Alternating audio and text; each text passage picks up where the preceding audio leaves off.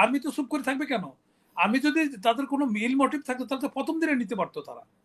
ওয়াকারুজ্জামান সাহেব একটা ভদ্রলোক মানুষ, সে সে এখন এটা বলতে হচ্ছে কেন? তারও তো প্রেশার আছে, চতুর্দিকে প্রেশার আছে, সে দেখতেছে দেশটা তো তারও, এই দেশটা এইভাবে এইভাবে হচ্ছে, এইভাবে আমরা কচি কাছার আসর বসাইছে উনি, কচি কাছার দ্বারা ডিকটেশন করে কাজ করতেছে।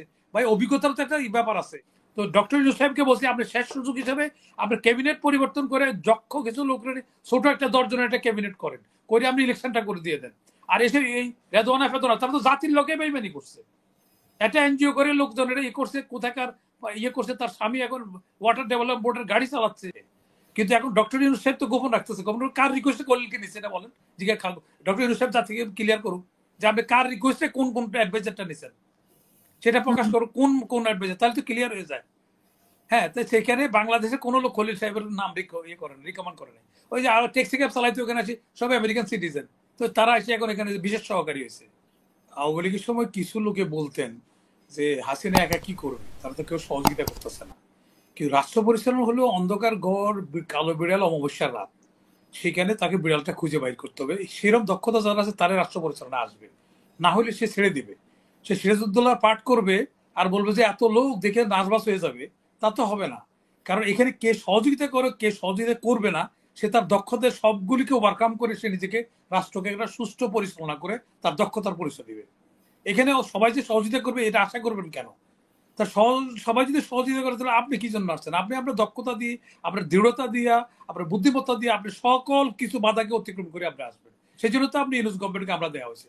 কারণ আপনি তো এই আন্দোলনের জন্য একটা একাত্মতা ঘোষণা করেন নাই, আপনি কেস খান নাই, আপনি টকশোতে এসে কথা বলেন নাই, কোনো দুজনকে একসাথে হওয়ার জন্য কোনো একটা আবেদনও করেন নাই।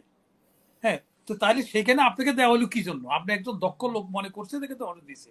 এখন আপনি এটা সোজা সাপটা কত হলে আপনি যদি সঠিকভাবে পরিচালনা করতে পারেন বলে মনে হচ্ছে না আপনার, মনে হচ্ছে না কি? এটা তো আপনি একটা নিজের নিজে জিজ্ঞাসা করেন যে আপনি 9 মাসের মধ্যে কি অ্যাচিভমেন্ট আপনি করছেন। এখনো রাস্তাঘাটে আইন শৃঙ্খলা ঠিক নাই, তারপরে আপনার কাস্টডিতে লোক আছে সেটা কিন্তু নিরাপদে যাচ্ছে না, সেখানে তারা রাস্তায় মারতেছে, একটা লোক অ্যারেস্ট করতে পারছেন না। তো এখন আপনি যদি রাষ্ট্র পরিচালনা না করতে পারেন, এটা ভদ্রলোকের কাজ হলো কি যে আমি যখন পাচ্ছি না আমি ছেড়ে দিব। তো এখানে তো কেউ তো আমাদের দেশে তো কেউ ছাড়তেছে না, এই কালচার তো নাই। কিন্তু এটা নাই, আমরা রাজনীতিবিদদের কাছে নাই, কিন্তু ইন্টারিয়াম গভর্নমেন্ট এরকম করবে কেন? আরো 3টে ইন্টারিয়াম আমাদের তত্ত্বাবধায়ক গভর্নমেন্ট হয়েছে তো আমাদের, তারা কি পরিচালনা করছে না? যদি ওদের সাথে লতিফুর রহমানের সাথে শাহাবুদ্দিনের সাথে কম্পেয়ার করি, তাহলে উনি তো জিরোর মধ্যে আছেন, যাদেরকে আমরা অতটুকু যিশু মনে করি নাই। হ্যাঁ, যাদেরকে আমরা শিশু মনে করছিলাম, কিন্তু তারা তো এনার চেয়ে বেটার পারফরমেন্স করছে। তো একটা তোর মানুষ সকলজ্জ তো থাকে, আমি পারতেছি না, আমি চেয়ার দখল করি কেন রাখবো? আর হুম। আর্মির কথা যেটা বলা হয়েছে, আর্মি তো চুপ করে থাকবে কেন? আমি যদি তাদের কোনো মিল মোটিভ থাকতো তাহলে তো প্রথম দিনে নিতে পারতো তারা। ওয়াকারুজ্জামান সাহেব একটা ভদ্রলোক মানুষ, সে সে এখন এটা বলতে হচ্ছে কেন? তারও তো প্রেশার আছে, চতুর্দিকে প্রেশার আছে, সে দেখতেছে দেশটা তো তারও, এই দেশটা এইভাবে এইভাবে হচ্ছে, এইভাবে আমরা কচি কাছার আসর বসাইছে উনি, কচি কাছার দ্বারা ডিকটেশন করে কাজ করতেছে। ভাই অভিজ্ঞতার তো একটা ব্যাপার আছে। নবীর নবুয়তি তো আল্লাহ পয়গম্বর বানাইতে তো 40 বছর আগে বানান নাই। এখন ওই যে একজন কিছুক্ষণ আগে বললো যে আমরা বলছি, ভাই তোমরা তো কয়টা, তোমরা 18 কোটির মধ্যে কয়জন? তোমাদের মধ্যে 3টা দল, একটা ক্ষমতা থাকা একটা, মাঠে থাকার আরেকটা দল। তো তোমরা কথা বলছো, তোমরা নিজেদেরকে এই যে সবকিছু বলতেছে, নাতির বয়সটা দাদারে ডিকটেট করতেছে, তাদের অভিজ্ঞতারও তো মূল্য দিতে হবে। আর তাছাড়া তোমরা যদি পারতা, ঠিক আছে, তোমাদের যদি এরকম এক্সট্রাঅর্ডিনারি তোমার ক্যারিশমা থাকতো, তাহলে আমরা বলতাম যে ঠিক আছে, একটা যুক্তি তো আর থাকতে হবে যে তুমি কেন, তুমি চাচ্ছ কেন, বেশি দিন থাকতে চাচ্ছ কি কারণে? তুমি কোনো কিছু করতে পারছো তা তুমি বলো, এশিওর করো জাতিকে, জাতির উদ্দেশ্যে বক্তব্য দিয়ে বলো যে আমাকে আরো 2 মাসটা দেখেন আপনারা, আমি পারি কিনা, এই যে সমস্যাগুলি আছে সমস্যাগুলো আমি ফেস করতে পারি কিনা। তো এখন সকলজ্জা তো হুম। মাসে থাকে, কেন আপনি শেয়ার আকারে থাকবেন? আপনি পারতেছেন না পারফরমেন্স করতে, একটা লোকের আপনি রং সিলেকশন তো করে বলছেন, আপনি যাদেরকে নিয়ে যাবেন এটা তো আপনার ব্যর্থতা, এটা তো কেউ আপনাকে দিয়ে দেয় না যে আপনি ওরে অ্যাডভাইজার রাখেন, আপনি নিজেই করছেন। আমরা বারবার মিডিয়াতে বলছি, একটা লোক যেখানে তাজউদ্দিন, যেখানে শেখ মুজিব, যেখানে জিল্লুর রহমান, সালাম তালুকদার যে মন্ত্রণালয় হয়েছে, একটা নাবালক ছেলের ওইখানে মন্ত্রণালয় দিয়েছে, এত বড় একটা মন্ত্রণালয়, যাদের মেয়ররা সার করতে হবে, উপজেলাগুলি তার আন্ডারে। তো উনি ইউনূস সাহেবের, উনি একটা, যদি তোমার পার্টনার সঠিক নির্বাচন না করতে পারো, তোমার হেল হয়ে যাবে লাইফটা, পারিবারিক জীবনে, যে সরকার জীবনও, রাষ্ট্রীয় জীবনও যদি তুমি তোমার রং সিলেকশন করো, তোমার ক্যাবিনেট যদি রং সিলেকশন করো, তাহলে ওই রকমই তো পারফরমেন্স হবে। তো সেটার জন্য সকল দায় দায়িত্ব আমি ডক্টর ইউনূস সাহেবকে দিব, আমার অত্যন্ত ঘনিষ্ঠ লোক, অত্যন্ত ভালো জানি, আমাকে আমি কিন্তু বাধ্য হচ্ছি কথাটা বলতে। কারণ কত এনাফ ইজ এনাফ, আপনি 9 মাস তো দেখলাম আপনি কিছুই তো করতে পারছেন না। আর এখন যারা তারা বলতেছে হাসিনাকে এরকম না আপনি যাবেন না, হাসিনার গাড়ির সামনে শুয়ে গেছে।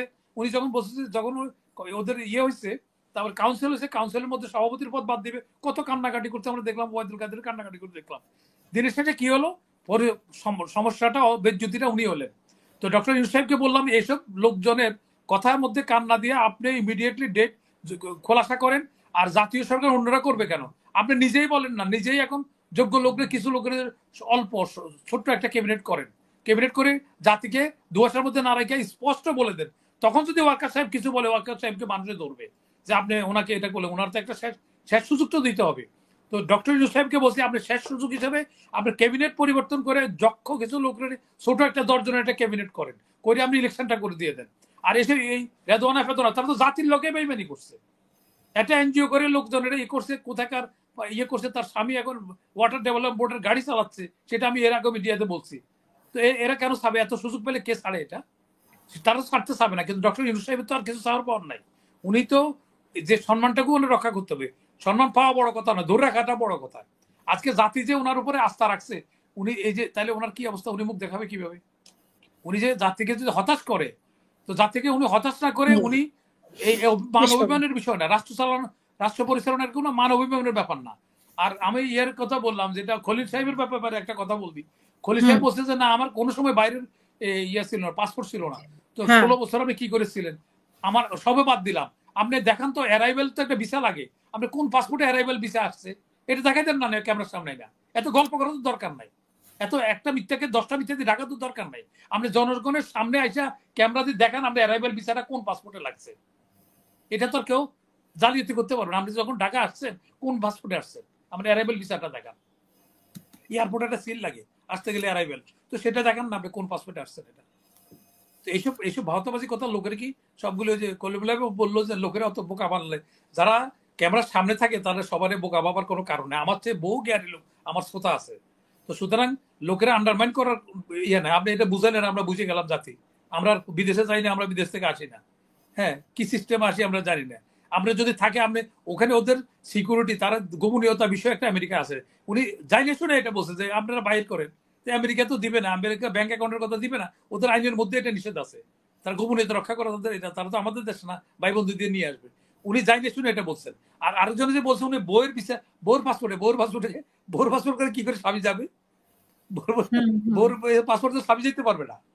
তো এটা হলো মুশকিল। হলো উনি উনার পাসপোর্টে আসছে, এটা হচ্ছে আমেরিকার পাসপোর্টে আসছে। আর ওই আমেরিকার পাসপোর্টের মধ্যে উনি শপথ নিচ্ছেন যে আমেরিকার স্বার্থ সংরক্ষণ করবে।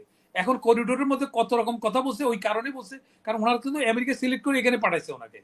কিন্তু এখন ডক্টর ইউনূস সাহেব তো গোপন রাখতেছে। গোপন কার রিকোয়েস্টে কলিলকে নিচ্ছে এটা বলেন, জিজ্ঞাসা খাবো। ডক্টর ইউনূস সাহেব জাতিকে ক্লিয়ার করুন যে আপনি কার রিকোয়েস্টে কোন কোন অ্যাডভাইজারটা নিচ্ছেন, সেটা প্রকাশ করুন, কোন কোন অ্যাডভাইজার, তাহলে তো ক্লিয়ার হয়ে যায়। হ্যাঁ, তো সেখানে বাংলাদেশে কোনো লোক খলিল সাহেবের নাম ইয়ে করেন, রিকমেন্ড করে নাই। ওই যে আরো ট্যাক্সি ক্যাব চালাইতে ওখানে আসি সবাই আমেরিকান সিটিজেন, তো তারা এসে এখন এখানে বিশেষ সহকারী হয়েছে। তো এখন এগুলি আপনি নির্বাচন করবেন যেরকম, সেই করে তো পারফরমেন্স পাবেন। আমি ওই যে যাকে আমি খলিলেরও দোষ দেবো না, রহিমেরও দোষ দেবো না, করিমেরও দোষ দেবো না, আমি দোষ দেবো ডক্টর ইউনূস সাহেব, উনি সিলেকশন কেন করলেন।